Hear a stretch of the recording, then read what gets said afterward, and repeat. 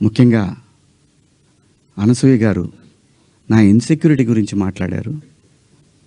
అవునమ్మా, మా హీరోయిన్ని అలా వెళ్ళినప్పుడు దాడులు చేసినప్పుడు భయం ఉంటుందని, వాళ్ళు బాధపడతారని, ఒకవేళ జరగరాంది ఏమైనా జరిగితే ఆత్మహత్యలు చేసుకుంటారని నాకు ఇన్సెక్యూరిటీ ఉందమ్మా. ఇంకోటి, నా మీద మీరు జాలి చూపించారు, ఐ పిటీ హిమ్ అని. చాలా థ్యాంక్స్ అమ్మా. మీకు ఇచ్చిన విశాల హృదయానికి భగవంతుడికి థ్యాంక్స్ చెప్తూ అదే భగవంతుడిని కోరుకుంటున్నాను. మీకు తొందరలోనే మీ రుణాన్ని తీర్చుకునే అవకాశం భగవంతుడు నాకు కల్పించాలని కోరుకుంటున్నామ్మా. అమ్మా, అంటే ఎవరన్నా ఆవిడ్ని ఎక్కడైనా ఇబ్బంది పెడితే ఇది తప్పురా అని ఖండించడానికి నేను కూడా వెళ్ళాలి అని. అంతేనమ్మా. ఇంత తప్ప నాకు ఎటువంటి బ్యాడ్ ఇంటెన్షన్స్ లేవండి. మీరెవరన్నా అడిగిన క్వశ్చన్స్లో మీరు పదాలు వాడిని తప్పు కదా అంటే దానికి ఆల్రెడీ క్షమాపణ చెప్పాను. ఇంకా వేరే ఏమన్నా ఉంటే అడగండి. శివాజీ గారు, ఆ రోజు మాట్లాడినా ఈరోజు మాట్లాడినా హీరోయిన్స్ గురించి మాట్లాడాను అన్నారు. హీరోయిన్స్ ఎక్కడైనా రెస్పాండ్ అయ్యారా? మీతో ఎవరన్నా మాట్లాడారా? ఇండస్ట్రీ నుంచి సుప్రియ గారు తప్ప మిగతా వాళ్ళు ఎవరన్నా మాట్లాడారా మీతో ఇప్పటి వరకు? ఎవరు మాట్లాడలేదండి. విష్ణుబాబు మాట్లాడాడు నాతోటి. ఏమన్నాడంటే, డలింగ్ అని అంటే, సారీ బాబు, నా నుంచి 2 బ్యాడ్. ఇదే ఫస్ట్ కాల్ రాగానే ఇట్లా పదాలు వాడాను. లిటరల్గా నాకు అపాలజీస్ చెప్పాలనుంది అన్న. సూపర్, ఇంకేంటి, ఒక మెయిల్ పంపించేసేయండి, వాళ్ళు ఆల్రెడీ పెట్టినట్టున్నారు. పంపించేశాను.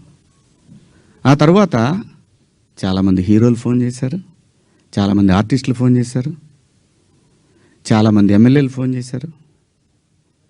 ఆడపిల్లని కాపాడుకోవాలనే ఉద్దేశం తప్ప ఆడపిల్లని బంధించి, ఆడపిల్ల స్వేచ్ఛను హరించి, ఆడపిల్లల్ని ఆట వస్తువులాగా చూడాలనుకునే సంస్కారం ఈ జనరేషన్లో కూడా ఎవరికీ లేదు. కుసంస్కారం ఎవరికీ లేదు. ప్రతి తల్లి, నా ఇంట్లో తల్లి ఉంది, మీ ఇంట్లో తల్లి ఉంది, మనకు పెళ్ళిళ్ళైతే భార్యలు ఉంటారు, మనకు బిడ్డలు పుడితే ఆడపిల్లలు ఉంటారు. వీళ్ళందరి మీద ఉన్న అపరిమితమైన ప్రేమతోనే వాళ్ళ మీద చూపించే అడుగడుగు. ఎందుకంటే ఈ భారతదేశంలో ప్రతి 3 గంటలకు ఒకసారి రేపు జరుగుతూ ఉంది. ఒక ఆడబిడ్డ జీవితం నాశనం అయిపోతూ ఉంది. ఆ భయంలోంచి వచ్చిందే, అమ్మా కొంచెం మంచి బట్టలు వేసుకెళ్ళరా అని ఒక తండ్రి చెప్తాడు.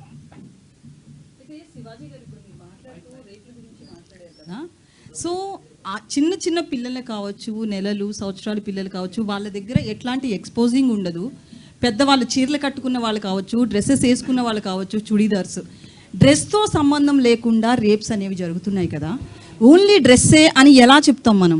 నేను జాగ్రత్త తీసుకుంటున్నా అమ్మా, డ్రెస్ గురించి చెప్పట్లేదమ్మా.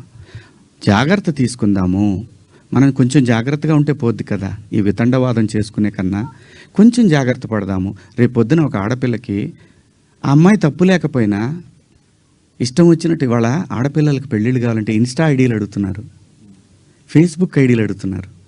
మగాడికి కావాలన్నా అదే ఉంది. అసలు జెండర్ ఆ డిఫరెన్స్ తీసుకొస్తుంది ఎవరమ్మా? ఆడపిల్ల అమ్మ ఆకాశంలో ఉంది, కొంతమంది నీచుల కింద ఎక్కడో ఉన్నారు. వాళ్ళతో ఈక్వల్ అవ్వాలనుకోవటం ఏంటమ్మా? అమ్మ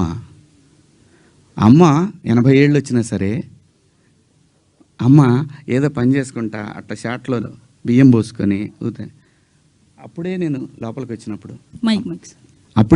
వచ్చినప్పుడు అమ్మ బయట కొంచెం పక్క పోతే అమ్మకి 80 ఏళ్ళు, ఆయన అమ్మ అని కప్పుతాడు బిడ్డ. ఈ భూమి మీద ఏ మగాడు కూడా ఆడదాన్ని విలాస వస్తువుగా చూడరమ్మా. సొంత ఇంట్లో నేను జాగ్రత్త పడమంటున్నానే తప్ప నేను ఎవరిని కించపరచలేదమ్మా. నేను వాడిన పదాలు తప్పు, ఆ 2 పదాలు. నేను ఇచ్చిన స్టేట్మెంట్కి స్టిల్ నేను నిలబడి ఉన్నాను. నేనేమీ వెనక్కిపోను. ఇంతేనమ్మా నేను చెప్పాలనుకున్నది ఇదండి. ఒక్కొక్కళ్ళు ఏదైనా అడిగితే ఒక్కొక్కళ్ళు మాట్లాడుకున్నాను. నాకు నిద్ర లేదు, 36 గంటల నుంచి నేను నిద్రపోలేదు. సార్ మీరు వీడియో రాత్రే చేశానని చెప్తున్నారు కదా సార్. వాళ్ళు చూపించానమ్మా. అదే సార్ చూపించారు, ప్రూఫ్స్ ఉన్నాయి, నేను ఆ టైంకి లేను.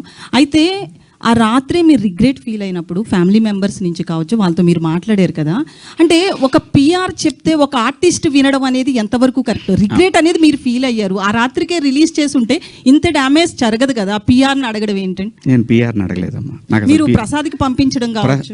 ప్రసాద్కి నేను పంపించాను తప్ప అతను వద్దు కావాలి అనలా. నేను పంపించి ప్రసాద్ నేను చెప్తానుండు, నేను చెప్పినప్పుడు పంపించేద్దు కానీ అని చెప్పా. నా ఫ్రెండ్స్తో డిస్కస్ చేశా, ఏముంది నువ్వేం మాట్లాడావన్నారు. ఇంకా కాదు, నేను 2 తప్పుడు మాటలు మాట్లాడాను. సరే చూద్దాం, పొద్దున్నే ఒకవేళ అయిపోయిందని అనవసరంగా కెలుక్కోవటం ఎందుకు అని అన్నారు. కానీ నాకేంటంటే అది కొడతానే ఉంది. నేను పడుకోలేదు. నేను ఇందులో మా ప్రసాద్ తప్పు ఉందనో ఇంకోళ్ళ తప్పు ఉందనో నో, ఇది ప్యూర్లీ నా వల్లే జరిగినటువంటి ఒక విచారకరమైనటువంటి 2 పదాలు. అయితే బిగ్ బాస్ లో కూడా కొంచెం మీ బిహేవియర్ అట్లనే ఉంది అనేది కూడా అప్పట్లో ఉంది కదా. సో బేసికల్లీ క్లారిటీగా చెప్పండి. అయితే బిగ్ బాస్లో మీరు ఒకసారి మాట్లాడుతూ నాగార్జున గారితో ఆడవాళ్ళ తల కిందేసి తొక్కుదును, అదే నా ఇంట్లో ఆడవాళ్ళు అయితే అని సంథింగ్ కొన్ని మాట్లాడారు అప్పట్లో. బేసికల్లీ మీకు ఒక నెగిటివిటీ బాగా ఉంది అనేది కూడా సోషల్ మీడియాలో వస్తుంది. ఆ విషయంలో కూడా ఒక క్లారిటీ. మొన్న రిలీజ్ అయిన మీ సినిమా కూడా మంగపతి అనే క్యారెక్టర్ విషయంలో కూడా అది బాగా మీకు నచ్చింది, బట్ అది లేడీస్ యాక్సెప్ట్ చేయలేదు ఆ క్యారెక్టర్ని. జెంట్స్ చాలా వరకు మీకు మీ వైపు నిలబడితే, లేడీస్ చాలామంది ఆ క్యారెక్టర్ మీద చాలా నెగిటివిటీతో ఉన్నారు.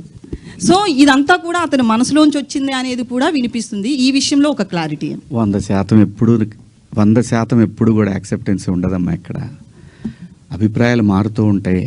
సిచ్యువేషన్ మారినప్పుడు ఆ మనిషిని మంచిగాను చూస్తారు, చెడుగాను చూస్తారు.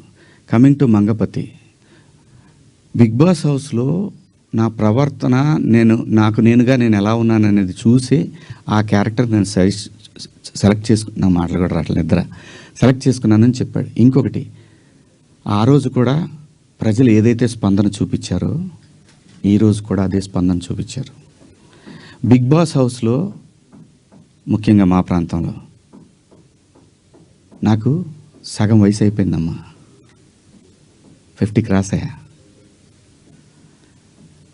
ఆ టైంలో మాకు ఊళ్ళలో ఎట్టుండేదంటే, అందరూ మాట్లాడి గొంతు మీద కాలేసి తొక్కుతానా ఇలా మాట్లాడతారు. ఆడపిల్లలు అని కూడా తప్పు చేస్తే ఖచ్చితంగా అంటారమ్మా. అమ్మా నాన్న అంటారు, బాబాయిలు అంటారు, మేనమామలు అంటారు. ఎందుకంటారు అంటే ఆ బిడ్డకి ఎక్కడ ఏం నొప్పి తగులుతుందో అని అంటారు తప్ప ఎవ్వరు ఈ భూమి అక్కడ దాకెందుకమ్మా. మనం డిస్కవరీ ఛానల్ చూస్తే పెంగ్విన్లు తిరుగుతూ ఉంటాయి, 1-2 పెంగ్విన్లు మాత్రం సపరేట్గా ఉంటాయి. రోజు చూపిస్తాడు టైం. ఆ పెంగ్విన్ వచ్చే టైంకి ఇది ఇంకో పెంగ్విన్తో మాట్లాడుతుంటే ఆ డ్రామా చూడాలమ్మా. మనుషులకే కాదు, పొసెసివ్నెస్ జంతువుల్లో అది కూడా ఉంటుందమ్మా. అలాగే మనం ఈ మధ్య ఇన్స్టాలో చూసాం, ఒక డాగు ఇంకొక డాగ్తో క్లోజ్గా ఉంటే దానికోసం మాంసం ముక్క తీసుకొని వచ్చి తన ప్రేమికుడైనటువంటి డాగు తీసుకొని దగ్గరకు వస్తున్నప్పుడు ఈ డాగ్ ఇంకొకళ్ళతో క్లోజ్గా ఉంటుంది చూసి దానికి ఒక ఆర్ఆర్ వేసాడమ్మా. జంతువులు కూడా ఉంటుందమ్మా పొసెసివ్నెస్. స్త్రీ అంటే ప్రకృతి మీద ప్రతి వాళ్ళకి కూడా ఎప్పటి వరకైతే ఈ ప్రకృతి మీద మనిషికి మగాడికి గౌరవం ఉంటుందో అప్పటికి వరకు మాత్రం ఈ ప్రకృతి ఉంటుంది. ఆ తర్వాత లేదంటే ఇది నాశనం అయిపోతుంది. ప్రకృతి అంటే స్త్రీ అంటే ప్రకృతి. అమ్మ అట్లా డ్రెస్సింగ్ వేసుకెళ్ళింది, తను ఇబ్బంది పడింది అనేసి అన్నారు. అయితే మొన్న రీసెంట్గా సమాంత గారు కూడా సిరిమల్లి అనే శారీ షోరూమ్ ఓపెనింగ్కి వచ్చారు.